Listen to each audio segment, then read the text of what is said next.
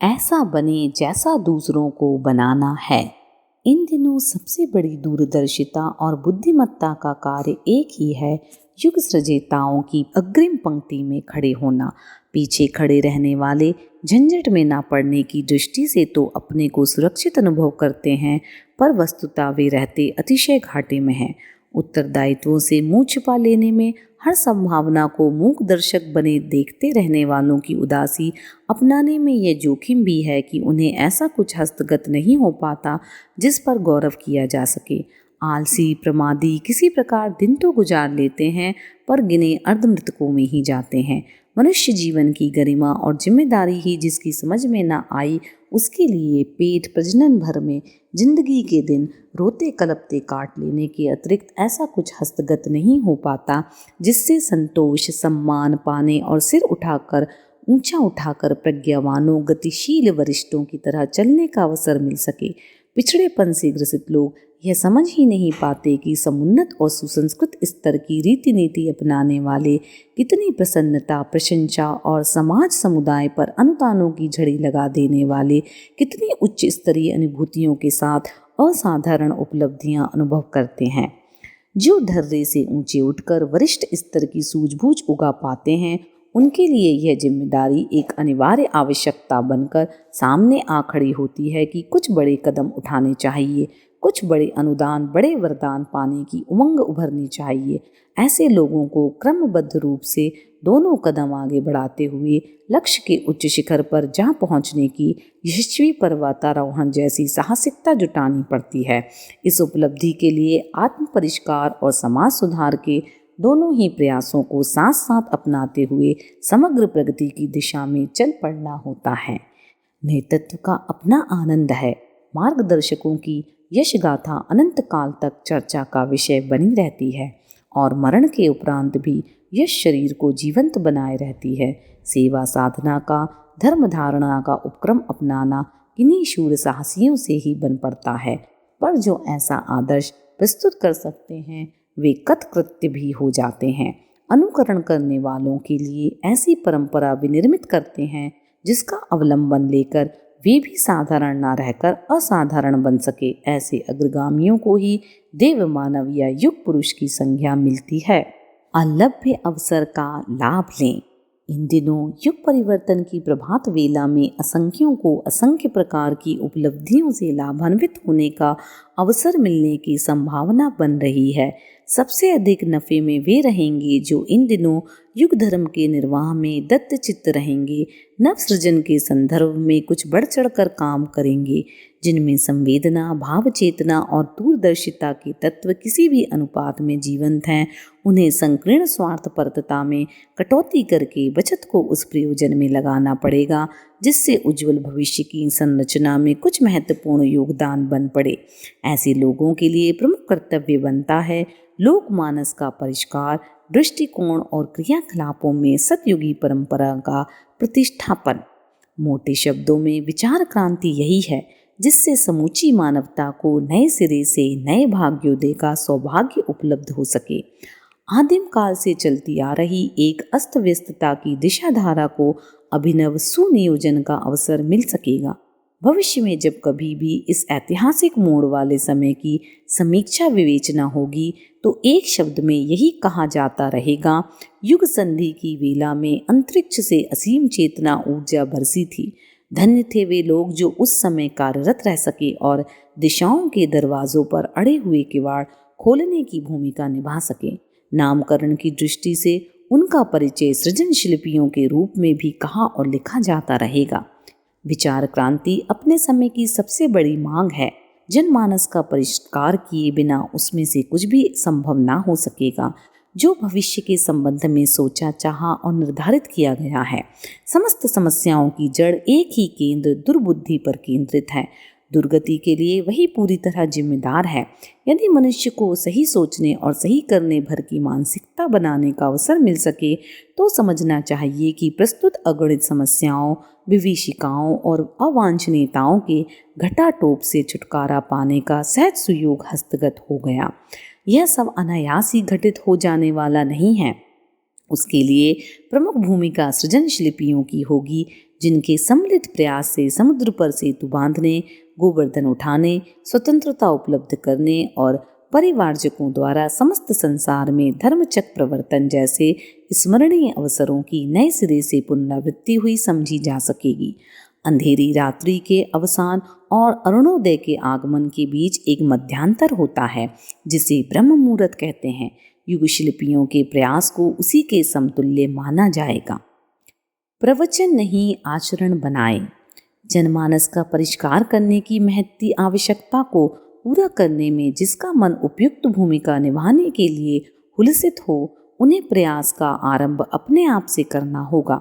दूसरों से कुछ करने के लिए कहा जाए तो यह आवश्यक नहीं कि वह परामर्श को मान ही ले और मार्गदर्शन के अनुरूप अपनी गतिविधियों को मोड़ ही ले, किंतु उस अनुशासन का परिपालन अपने आप के लिए, हर मनस्वी के लिए तो सहज संभव हो सकता है। अपने ऊपर तो अपना अधिकार पूरी तरह है ही, फिर उसमें अवज्ञा का प्रश्न सामने आ ही नहीं सकेगा। अपने को सुधार लिया जाए तो अन्यायों को उसका अनुकरण करने के लिए प्रस्तुत वातावरण ही दबाने दबोचने में पूरी तरह समर्थ हो सकता है। सांचे में ढलकर ही खिलौने और पुर्जे बड़ी संख्या में ढलते विनिर्मित होते चले जाते हैं। दूसरों को उपदेश देकर उन्हें इच्छित दिशा में चलाया जा सका होता तो अब तक ना जाने कब की सारी दुनिया सुधर गई होती। उपदेष्टाओं की कहाँ कमी है। हर प्रवचन मंच पर उन्हीं को छाया देखा जा सकता है। कभी 7 ऋषि तपस्वी और 8 वसु मनीषी ही सतयुग को बुलाने और पकड़े रखने में पूरी तरह समर्थ रहे थे। अनुयायी तो उन्हें बड़ी संख्या में सहज ही मिलते रहे और बात बन गई। आज तो जनगणना के अनुसार 60 लाख धर्मधारी अपनी आजीविका इसी व्यवसाय से प्राप्त करते हैं। इसके अतिरिक्त कथावाचकों, कीर्तनकारों, उपदेशकों और मार्गदर्शकों में अपने को सम्मिलित बताने वालों की संख्या प्रायः इतनी ही और हो सकती है। इस प्रकार अपने देश में ही तथाकथित मार्गदर्शक प्रवक्ताओं की संख्या 1 करोड़ से ऊपर निकल जाती है। धर्म, राजनीति, समाज विभिन्न वर्गों के संगठनों पर छाए हुए हैं। इतनी बड़ी संख्या वाले मार्गदर्शक प्रवक्ताओं द्वारा किसी भी क्षेत्र को, किसी भी मंच को सुनियोजित करने में सफलता क्यों नहीं मिल रही है? इस अत्यंत विकट किंतु साथ ही अत्यंत सरल प्रश्न का उत्तर एक ही है कि दूसरों से जो कराने की अपेक्षा की जाती है उसमें अग्रणी कहलाने वाले प्रायः असफल ही रहते हैं। कथनी और करनी में अंतर रहने पर उसका प्रभाव शून्य के बराबर रह जाता है। रंगमंच में आकर्षक वेशभूषा बनाकर अभिनेता ना जाने क्या क्या बकते गाते रहते हैं, पर इन नारों की वास्तविकता जानने के कारण मनोरंजन पाने के अतिरिक्त दर्शकों में से कोई ऐसा कुछ उपलब्ध करता जिससे प्रभावित होकर आदर्शवादी रीति नीति अपना सकना संभव हो सके। बुरी बात तो अपने संचित कुसंस्कार और अनाचारियों का समुदाय है जो पतन पराभव का कुयोग जुटा देता है। बात ऊंचा उठने और आगे बढ़ने की है। इस प्रयास में सफलता मात्र उन्हीं को मिलती है जो प्रतिपादनों को अन्यायों पर थोपने से पहले अपने आप को तदनुरूप बनाने में समर्थ हो सके। निष्ठाण अध्यापक ही छात्रों का समुचित अध्यापन कर सकने में समर्थ होते हैं। जो स्वयं ही बेपढ़े हों वे दूसरों को क्या पढ़ाएं। जो स्वयं ही संगीत कला में प्रवीण नहीं वह संगीत विद्यालय का अधिष्ठाता होने की घोषणा करे तो उसे उपहासास्पद ही माना जाएगा। उपदेशक की पात्रता। उपदेश इन दिनों प्रायः सर्वथा असफल इसी कारण हो रहे हैं कि उपदेशक जो दूसरों से कराना चाहते हैं उसे निजी जीवन में समाविष्ट करके यह सिद्ध नहीं कर पाते कि जो कहा गया है वह व्यवहारिक भी है। यदि उचित, व्यवहारिक और लाभप्रद रहा होता तो उपदेशों के अनुरूप प्रवक्ता ने सर्वप्रथम उस विधा को अपनाकर अपने को लाभान्वित किया होता। इस संदेह असमंजस का निराकरण न कर पाने पर ही उपदेशकों के द्वारा बार बार दिए जाने वाले भाषण भी विडंबना बनकर रह जाते हैं, श्रवणकर्ताओं के गले नहीं उतरते।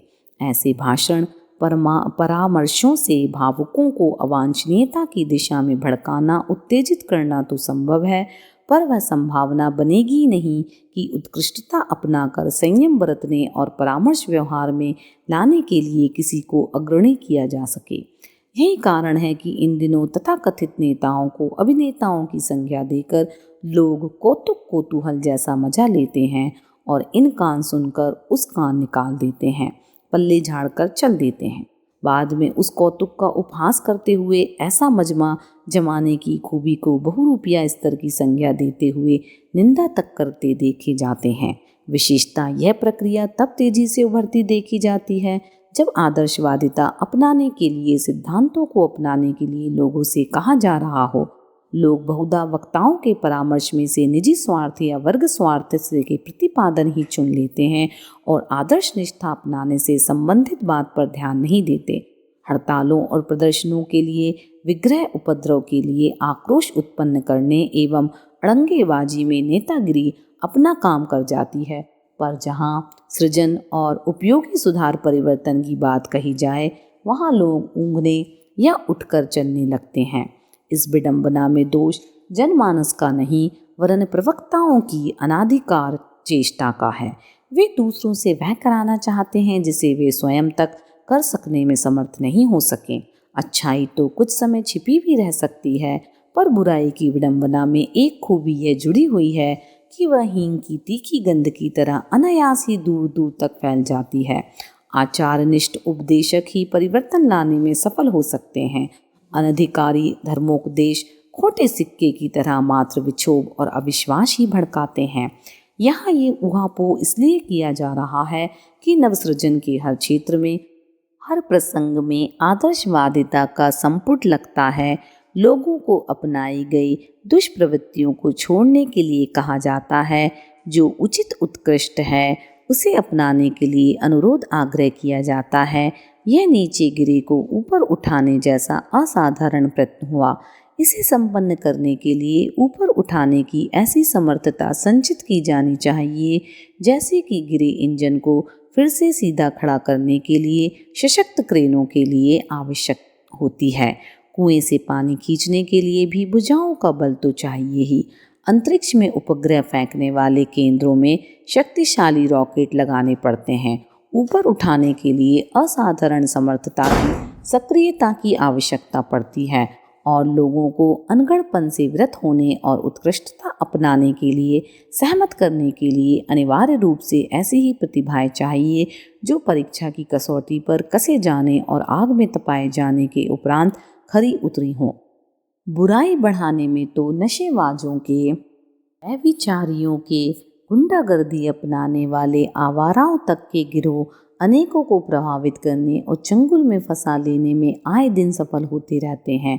पर उत्कृष्टता की दिशा में सहमत और प्रेरित कर सकना मात्र उन्हीं के लिए संभव होता है जो लोक शिक्षण के लिए जो निर्धारण विनिर्मित किया गया है उसका प्रयोग परीक्षण अपने ऊपर करके दिखा चुके हों। जो ऐसा कर सकें उनके परामर्श, उपदेशों और आह्वानों को शिरोधार्य करने वालों की भी कमी नहीं पड़ी है। इतिहास उक्त तथ्य को सदैव उजागर करता रहता है। बुद्ध, ईसा और गांधी के उपदेशों का ना तो उपहास हुआ है और ना उन्हें ऐसी शिकायत करनी पड़ी कि अनुगमन के लिए कोई तैयार ना हुआ। जमाने को, समाज को, लोकमानस को दोषी ठहराने की भी आवश्यकता नहीं पड़ी। विनोबा का अनुरोध असंख्यों ने स्वीकार और भूदान के लिए लाखों एकड़ भूमि प्रस्तुत की। दयानंद, विवेकानंद, शंकराचार्य आदि को ऐसी निराशा का सामना नहीं करना पड़ा कि उनकी बात कोई सुनता मानता ही नहीं। मध्यकालीन संतों के इतने अधिक अनुयायी समवेत हुए कि उनका अपना अपना संप्रदाय ही बन गया। यदि उनके संस्थापक ओछे, खोटे और प्रवक्ता भर रहे होते तो नियम संयम के साथ बंधे हुए किसी न किसी सीमा तक असुविधा उत्पन्न करने वाले उनके अनुबंधों को कोई क्यों स्वीकार करता। पुरातन काल के मुट्ठी भर ऋषि मनीषी अपने समय में धरती पर स्वर्ग उतारने और मनुष्य में देवत्व उभारने का असंभव जैसा दिखने वाला कार्य संभव बनाने में किस आधार पर सफल हुए थे। सतयुग आसमान से नहीं टपका था, वरन ऋषि मनीषियों के प्रचंड और प्रखर व्यक्तित्वों ने ही उसे उभारा और व्यापक बनाया था। अपने आत्मबल की असाधारण सामर्थ्य पर अटूट विश्वास होने पर ही वे मनुष्य समुदाय की उत्कृष्टता को अक्षुण्ण बनाए रहने की प्रतिज्ञा को देश विदेशांतरों में गुंजायमान करते रहते थे। उनकी प्रतिज्ञा थी, वयम राष्ट्रे जागरयामा पुरोहिता, हम पुरोहित राष्ट्र को जागृत और जीवंत बनाए रहेंगे। राष्ट्र शब्द से उनका अभिप्राय किसी छोटे क्षेत्र विशेष से नहीं वरन विश्व राष्ट्र से था। इसे जीवित, जीवंत, समर्थ और प्रखर बनाए रहने की जिम्मेदारी उठा सकना उन्हीं के लिए संभव हो सकता था जो अपने को इसके लिए आवश्यक आत्मशक्ति से संपन्न बना चुके थे। व्रतशील बने और बनाए। इन दिनों भी उसी पुरातन प्रक्रिया का पुनरावर्तन होने जा रहा है। प्रतिभाओं को अचिंत्य चिंतन और कुकृत्य स्तर के आचरण से विरत करने वाली विचार क्रांति का समायोजक बनना है। लोगों को सत्य और तथ्य को स्वीकारने के लिए व्रतशील बनाया जाना है। अनुपयुक्त मान्यताओं, आदतों और क्रियाकलापों के क्षेत्र में शालीनता का समावेश करने के लिए सहमत ही नहीं व्रतशील भी बनाया जाना है। इसके लिए जो करना है उसे विचार क्रांति समझा जा सकता है, पर उसके लिए धनुष बाण जैसे साधन जुटाने भर से सब कुछ संभव नहीं हो जाएगा। इसके लिए प्रत्यंचा चढ़ाने वाले भुजदंड और योद्धाओं की भी आवश्यकता पड़ेगी। वे ना हो तो प्रचार में संलग्न व्यक्तियों, साधनों, उपकरणों के पीछे प्रचंड आत्मशक्ति का नियोजन न बन पड़ने पर प्रदर्शन भर ढकोसला ही खड़ा हो सकेगा, कोई ठोस प्रयोजन संपन्न न हो सकेगा। सृजन शिल्पियों को निर्धारित लक्ष्य की पूर्ति के लिए जनसंपर्क वाले क्रियाकलापों में प्रधान रूप से संलग्न रहना पड़ेगा। व्यक्तियों को बदलने में संदेश नहीं, संपर्क की क्षमता काम करती है। नारद जीवन भर संपर्करत रहे, वही उनकी भक्ति और साधना थी। सर्वोपरि महत्व का काम समझकर भगवान ने उन्हें उसी प्रयोजन में निरंतर निरत रहने के लिए आदेश दिया था।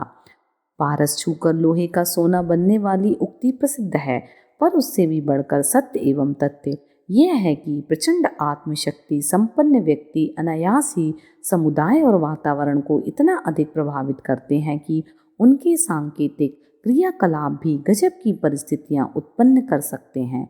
इसका एक जीवित उदाहरण देखना हो तो शांति कुंज के सूत्र संचालक की क्षमता और उसकी व्यापक क्षेत्र में बिखरी पड़ी परिणति पर दृष्टिपात किया जा सकता है कि क्रियाकलाप ही सब कुछ नहीं होते, उनके पीछे काम करने वाले व्यक्तित्व ही आदर्श शक्ति के रूप में अभिष्ट प्रयोजनों की पूर्ति में गजब ढाते देखे जा सकते हैं। युग शिल्पियों को जन जन से संपर्क साधने और उन्हें युग चेतना से अनुप्राणित करने की आवश्यकता पड़ेगी। जिन माध्यमों से इस प्रक्रिया को पूरी करेंगे उसे मोटे तौर पर वाणी और लेखनी के माध्यम से जनमानस को उभारने की विधि व्यवस्था समझा जा सकता है, पर इसके पीछे उन व्यक्तियों का संलग्न रहना आवश्यक है जो संपर्क में आने वाले लोगों में यह संदेह उत्पन्न ना करें कि दूसरों को सिखाई जाने वाली बातों का प्रवक्ता ने पहले अपने निजी जीवन में समावेश क्यों नहीं किया। वह जैसा दूसरों को बनाना चाहता है उस स्तर का पहले स्वयं क्यों नहीं बना। पढ़ाने से पहले पढ़ना पड़ता है, जलाने से पहले जलना पड़ता है, बनाने से पहले बनना पड़ता है। इन शाश्वत सत्यों को हमें स्वीकार कर ही लेना चाहिए और युग निर्माण प्रक्रिया को आत्मनिर्माण से प्रारंभ करके दिखाना चाहिए। अपनी छवि उज्जवल होगी तो सामने आने वाले हर दर्पण में उसी का प्रतिबिंब उभरा हुआ परिलक्षित होगा। हम स्वयं ऐसा बने जैसा दूसरों को बनाना चाहते हैं। हमारे क्रियाकलाप अंदर और बाहर से उसी स्तर के बने जैसा कि हम दूसरों द्वारा क्रियान्वित किए जाने की अपेक्षा करते हैं।